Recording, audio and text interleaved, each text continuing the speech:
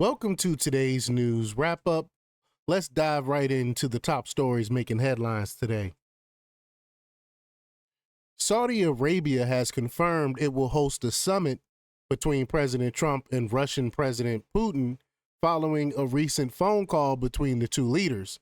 No specific date has been set yet, but the Saudi Foreign Ministry has expressed its commitment to fostering lasting peace between Russia and Ukraine. Ukrainian President Zelensky, however, has voiced his displeasure about not being invited to the meeting. Well, he's technically not the president of Ukraine. I'm talking about Zelensky because they never had elections last year. He canceled elections. Remember that? A survey revealed that liberal women aged 18 to 40 are the least satisfied with their lives compared to their conservative and moderate counterparts. Only 12% of liberal women reported being, quote, completely satisfied versus 37% of conservative women and 28% of moderate women.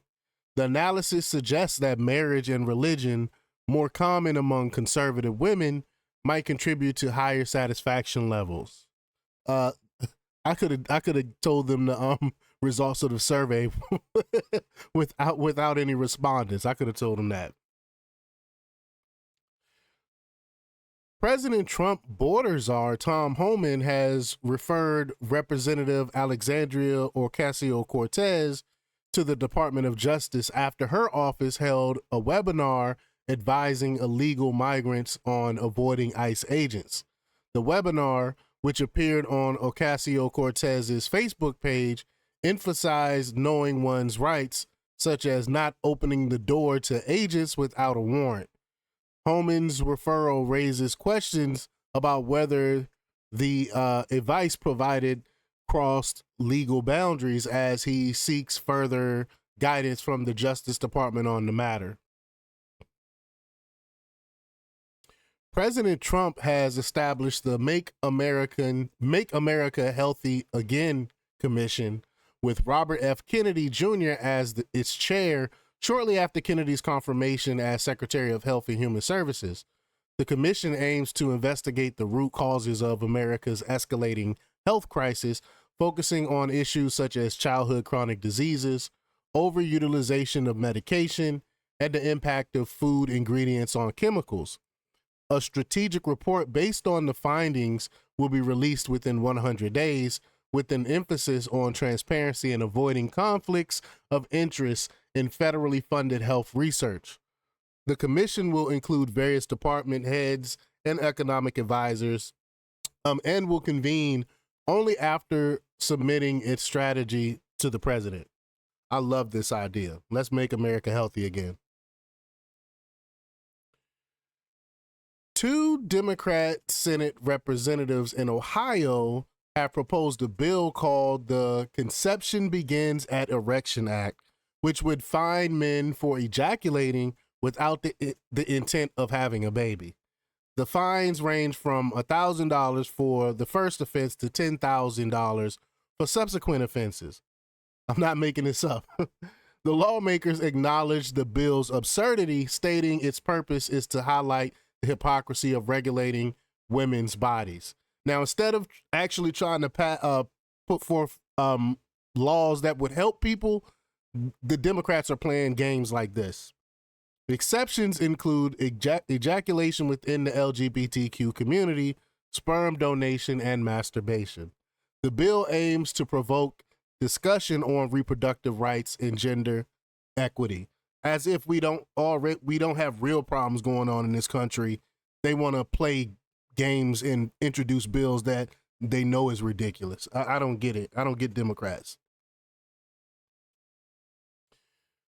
The Trump administration is targeting over 200,000 probation federal employees for termination, with up to 15,000 IRS workers identified for potential layoffs as early as next week. This effort aims to address inefficiencies and high costs within the IRS, which has been criticized for its heavy-handed tactics. The Department of Government Efficiency is reviewing the agency's outdated technology and audit practices to ensure taxpayer dollars are used more effectively. The move has sparked concern about the impact on the tax season and potential disruptions to IRS operations. A study revealed that former President Joe Biden took 577 vacation days during his 4 years in office, surpassing George W. Bush's record of 37% of his tenure on vacation. Wow. Critics argue that Biden's frequent days off, comprising 40% of his presidency, indicate his age was affecting his leadership. However, Snopes disputed this, finding the Biden's actual vacation days were around 177, as many of the many of the counted days included partial days or working from locations like Camp David.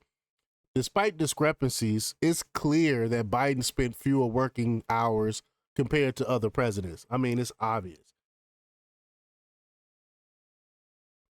CNN and MSNBC have been accused of being aligned with the Democrat Party, especially during the 2024 election cycle.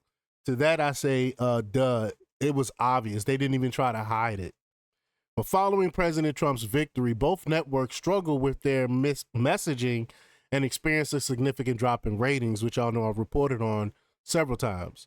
But despite this, they have continued to push Democratic narratives. They haven't changed anything, even when they contradict public opinion in polling, because everything that the mainstream media is pushing is totally unpopular with the average American. Y'all know I talk about this all the time.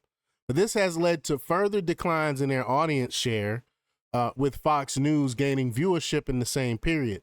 The network's adherence to biased coverage is seen as a factor in their diminishing support and relevance. The U.S. Department of Education is investigating 5 Virginia school districts for allowing boys to use girls' facilities like restrooms and locker rooms. This investigation, initiated by a complaint from America First Legal, is examining whether these policies violated Title IX civil rights law meant to protect women and girls. If found in violation and the districts remain defiant, they risk losing federal funding. The complaint cites an executive order by President Trump that reaffirms civil rights laws prohibiting the use of federal taxpayer funds to support gender identity.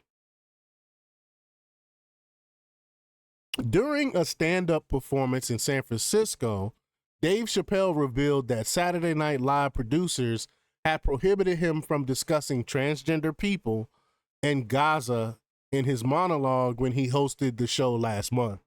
Despite the restriction, he managed to make a subtle reference to Palestine, urging empathy for displaced individuals. Chappelle concluded his performance with the provocative remark, calling for empathy and understanding towards Jews and Palestinians. Who would have thought someone leftist like Saturday Night Live would censor? I say that sarcastically, right?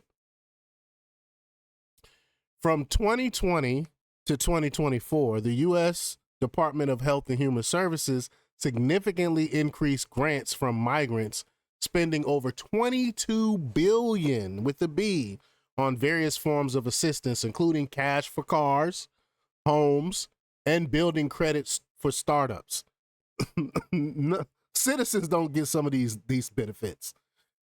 The Office of Refugee Resettlement distributed substantial funds to nonprofits assisting illegal migrants, contributing to the record-breaking influx at the border. I mean, y'all know I say this time and time again. Who would turn down free handouts? Why wouldn't they show up for that? I'm not blaming them for it. I mean, it's understandable. If someone's going to give you handouts, why not show up?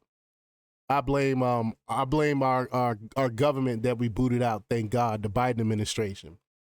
But the report highlights ongoing concerns about the impact of these expenditures and call for a thorough review to distinguish essential aid from wasteful spending that exacerbates the border crisis. Lastly, President Trump has signed an executive order banning federally funded schools from mandating COVID vaccines. Schools that enforce vaccine mandates will lose federal funding, and the Secretaries of Education and Health and Human Services will issue compliance guidelines and end existing mandates. The executive order aligns with Trump's campaign promise to protect personal freedoms and prevent schools from imposing COVID vaccine mandates. Amen to that. Critics argue that the vaccines were not adequately tested, while the CDC maintains they are safe and effective. The order is part of a broader policy shift, including promoting U.S. energy independence and deregulating domestic energy production. Well, that's all for today's news wrap up. Stay tuned for more updates, and don't forget to like, share, comment, and subscribe for the latest in news. Until next time, peace.